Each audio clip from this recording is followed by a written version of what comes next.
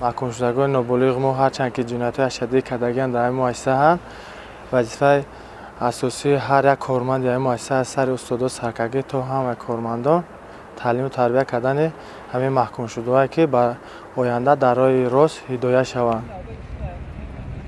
ما خرسند هستیم که برای ما این کتاب‌ها رو آوردن، داخونده، مکتبی کنه، درس‌های مکتبی، درس‌های ریاضی، زبان، ادبیات شناسی، زبان شناسی، خیمیا، بیولوژی، خیلی درس‌ها رو می‌خونم.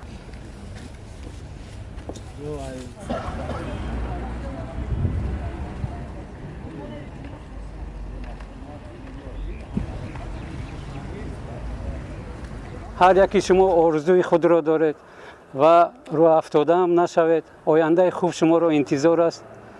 پدر و مادران شما را انتظار است. برای همین حرکت کنید تا به راه راست خود را یابید و در آینده یک شهروند خوبی همین تاجیکستان شوید.